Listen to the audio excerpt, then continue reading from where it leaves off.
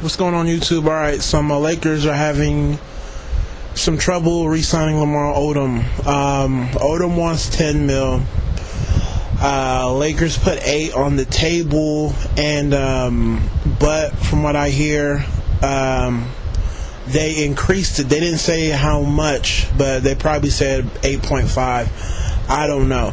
Now I know he made around, I think 14. That's what I'm getting. I don't know if it was less, but I'm sure he made around 14 because that's what I've seen on a couple of websites. But he already said he'll take a pay cut, and he has to understand that the services he provided weren't worth $14 million. And he's been pretty much well paid throughout his whole career. The way I look at it, I see it two ways. From Lamar Odom's standpoint, I understand that it's a business. You want to make money, and of course you want to get the most out of a team, especially the Laker team, who isn't one of those organizations who are struggling. Like, we're like the New York Yankees, right? Your league could be going to hell in terms of being in bankruptcy, but the Yankees and the Lakers and a few other teams will always be doing well simply because of where we live and the following that we have. So I definitely see where he's coming from in that standpoint. I also understand that, if I'm Lamar Odom, in my head I'm like, yo, it's not my fault that we're overpaying two players, which is Vujicic and Luke Walton. Right? Those guys are getting around, I think combined they're going to be getting like 11 mil together a year. Sasha's getting 5, Luke is getting like 5 point something. And it's clear that they are not even worth that. That's, they're making the same money pretty much Trevor Ariza is making. So why should he have to, lessen the load because they made the mistake in overpaying those guys? But if I'm Lamar Odom, you have to realize that no one came after you, right? Everybody knew you were a free agent. It wasn't a big secret. There was more buzz around Trevor Ariza than you. And my boy was telling me that Lamar was upset because he wasn't even on the top 10 available free agents when free agency started. What does that tell you? There's rumors that Portland is going after him if they can't get Millsap. And Millsap is a great player, but come on now. Why is Millsap their first choice and you their second?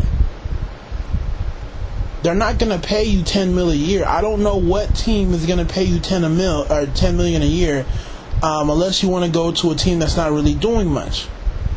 And my problem with that is that Lamar Odom, your whole career, you've had the opportunity to be the star player or the solid number 2 Scottie Pippen type character, and you never panned out.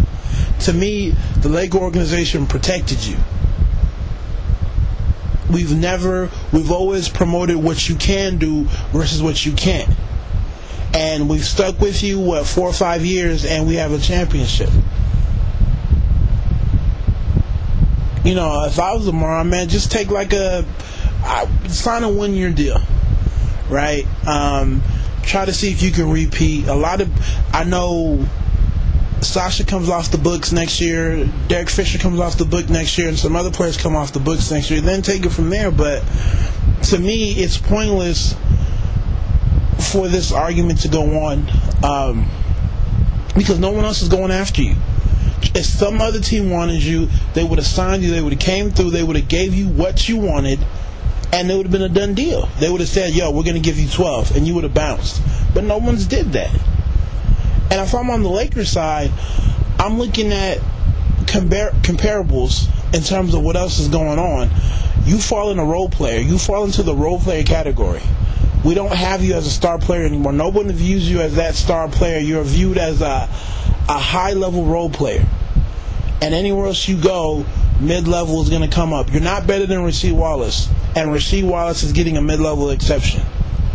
Right? So he's only making 5 point something mil. And you want 10. And if I'm the Lakers, you don't command that price because Gasol was before you. Kobe was before you. Ariza did his thing.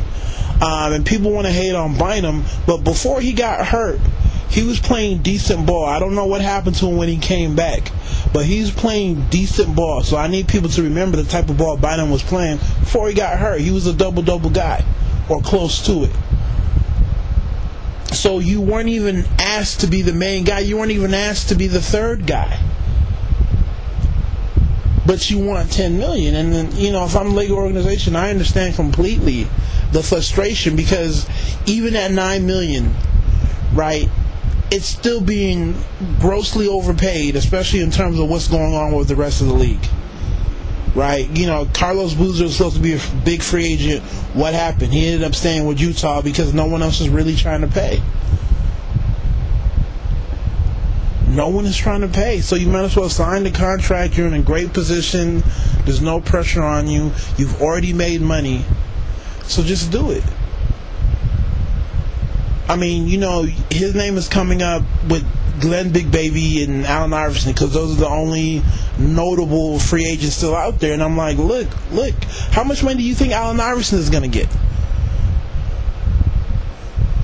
So, I'm not sure on, where he's trying to go. I understand that you made $14 million last year, but understand that you're a role player, and if another team really wanted you, they would have got at you, because they would have threw $11 or $12 million at you, but nobody did. We're the only team that's willing to, quite frankly, overpay you right now. So you tell me how you guys tell me what you think as Laker fans or Laker haters or whatever you want to call yourself. Take it easy. God bless.